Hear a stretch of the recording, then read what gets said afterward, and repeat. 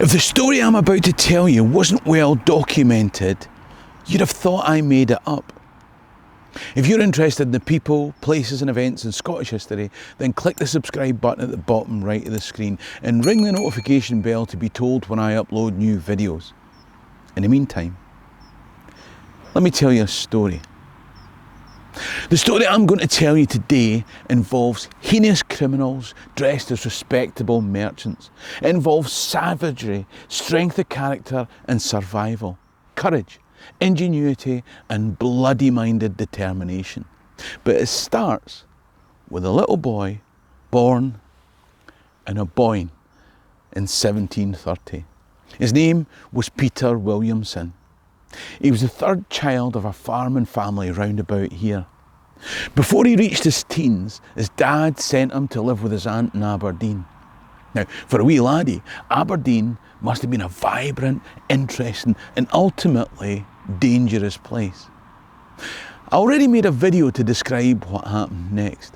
It tells how young children like Peter were often abducted on the streets of Aberdeen and surrounding area to be put on ships and sent off as indentured servants to the Americas.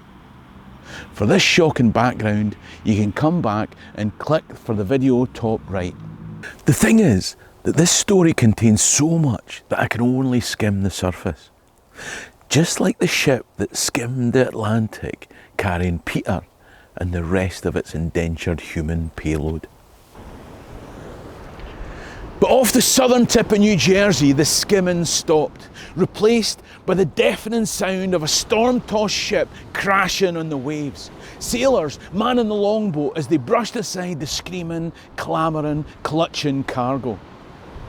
The next day, with sea becalmed, they returned to the little island off Cape May to collect what had survived. The prospect of servitude had turned into a night of terror, and then one glimpse of freedom at daybreak, before back to a future of servitude. It's a roller coaster that few of us will ever ride, and his journey had barely begun. The next stop was an auction in Philadelphia where Peter's future was sold for £16. In some ways, he'd struck it lucky. You see, he was bought by another Scotsman called Hugh Wilson. Now a Pennsylvania farmer, Wilson himself had been abducted from my hometown of Perth. He treated Peter much better than many apprentices or indentured servants would have expected, and it goes without saying that their status, class and treatment was a world apart from the enslaved black Africans that suffered at the same time. The young Peter struck a deal with Hugh Wilson.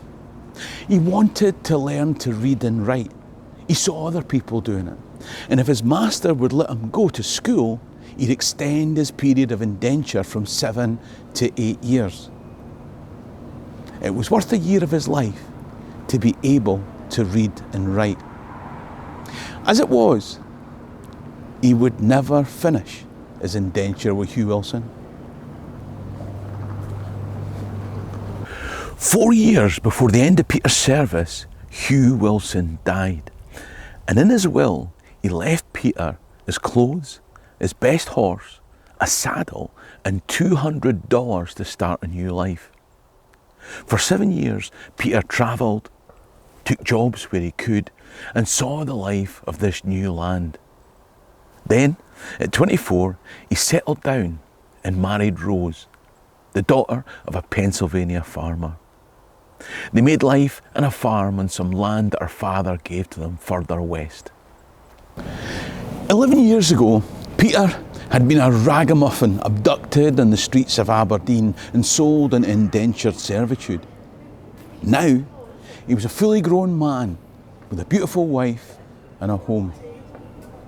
His own father had rented a farm in Aberdeenshire, but Peter was a Pennsylvania landowner. The only problem was that land further west encroached on Indian land. That's certainly the term they would have used at the time. Land taken by skullduggery and subterfuge to accommodate the waves of white folks crossing the Atlantic. There may be trouble ahead. Territorial tensions weren't just with the native people. The growing English colonies were also a threat to French interests. The French sought to impose their authority on some of the natives.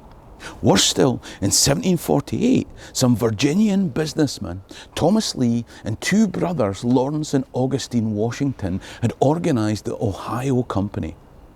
They petitioned George II, who granted them land in Ohio, on which they should build a fort and settle 100 families.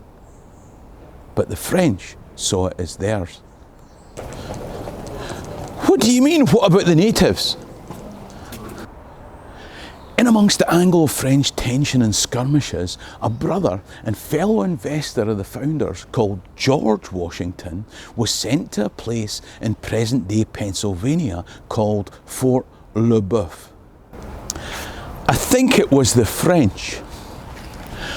On December the 12th, 1753, he gave the French commander an ultimatum.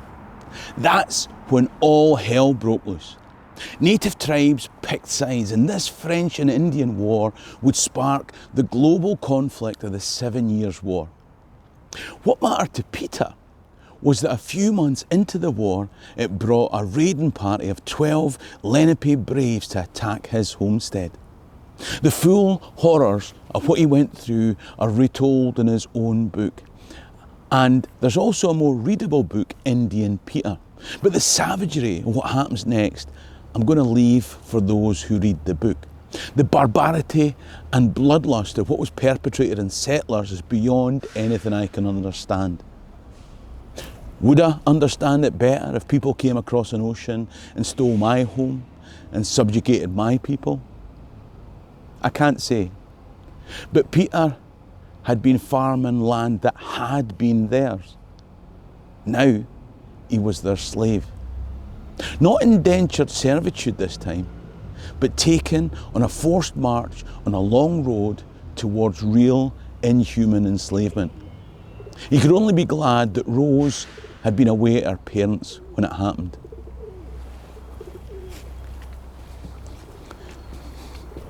Some months later, having seen and experienced things that no one should have to, Peter was taken on a raid. Not as a warrior, but as a mule to carry booty back to the village. On this raid, he found himself in a country that he recognised. Might there be a chance of escape? Could he even dare to dream? Being caught in the act would mean certain death, and he'd seen the way that others had died before him. One night, as his tormentors slept, unsuspecting, Peter rose, checked for life, stole himself to the task before stealing away into the forest. Each step was slow and silent, but as distance grew, so did his pace, until he felt sure that sound wouldn't carry, and he burst into a run. He ran, and he ran, and he ran, and he ran. How long is a lifetime? It lasts until you hear the angry cries of your pursuers, and then you keep running in hell. I'm not going to recount all that happened between then and Peter's arrival at a remote homestead, but the first appearance of a man they'd thought killed months before, battered, scarred, and half naked, semi-clad in Indian garb, scared the homesteaders every bit as much as the approach of a scalping raid. When he'd rested, he set out on the 140-mile journey to his in-laws to be reunited with Rose. It was when he got there that he discovered that she was dead. Continental provincial regiments were being set up to take the fight to the enemy, whether he be native or French. And Peter Williamson said, "Count me in." And by spring of 1755, he'd regained enough strength and fitness to be counted in. Now, the details of his further adventures in the French and Indian War take up much of the book, but I'll leave that for you to read for yourself. Suffice to say, there were adventures, from which he emerged with minimally debilitating war wounds. Thus he found himself on the 6th of November 1756 after a prisoner of war stint in what we'd call Canada on a French prison ship in Plymouth Harbour. As part of a prisoner exchange, he was home. Well, not quite home. In April 1757, on good conduct but unfit for further service, he was discharged and given 6 shillings. Now, I don't know if you've ever tried to get to Aberdeen on 6 shillings. Every time I walk past the train station in Dundee, somebody's trying to do it. And if I could just give them a couple of quid for a drink, they might just make it. Peter had a set of deerskin clothing, an Indian tomahawk, knife and a pipe. And so he walked north, stopping in every town where in return for a few pennies he'd regale folk with stories, recollections and demonstrations of life in a Red Indian village on the American frontier. In each town he'd hone his tales and improve his performance. But by the time he reached York, he'd run out of money. Somehow he managed to raise the funds to put his stories in print, and thus Peter Williamson, abductee, indentured servant, happily married farmer, Red Indian slave escapee and now colonial British Army veteran, saw the publication of his first book with a snappy title, French and Indian Cruelty Exemplified in the Life and Various Vicissitudes of Fortune of Peter Williamson, a Disbanded Soldier. That's going to fly off the shelves. He now had post-show merchandise, just like you get from Scotland history tours. We've got mugs, we've got t-shirts. Let me tell you a story, hoodies in Gaelic and English. You can see some of the products underneath the video or click the link in the description to find the shop on my website. I just need a couple of quid to get me to Aberdeen. When he reached Aberdeen, that was where his real troubles began. The first thing that Peter did when he arrived was to look up his long-lost mother and father. Just like his wife before, he found that they'd both died, never knowing what had happened to their son. Just opposite the train station in Aberdeen, you'll find what in those days would have been the merchant quarter. In that quarter, you'll find what remains of the gable end of the barn in which Peter had been held for a time after capture. Of course, the henchman who'd abducted him and held him there never for a minute expected him to come back to Aberdeen. The magistrates who signed papers stating that a minor had willingly sold himself into servitude couldn't have anticipated the return of the adult. The ship's captain, who transported him, thought it was a one-way ticket. The merchants, whose communal enterprise had facilitated the whole sordid business, definitely didn't want their victim on the streets of Aberdeen, dancing with tomahawk in hand, telling the tale to gathered crowds and selling it in a book, in which their name was blackened. Something had to be done. The Procurator Fiscal was asked to pursue the claims of upright men so dishonourably slandered in this libellous book. When asked, Peter freely admitted that he was the writer of the book of his own life's experiences starting here in Aberdeen. That is how Peter ended up a captive once more. Behind me, scaffolded, is Aberdeen's toll booth. Like many abducted boys, Peter would have been held there for a time before being shipped off to the Americas. That shows you how much local authorities colluded with the abductors. In the Americas, He'd been held captive by French and then natives. Now he was back in the same place, in the same town, jailed by the very people who'd held him there in the first place. And he wouldn't be released until he paid restitution for the harm done to the reputations of these respectable gentlemen.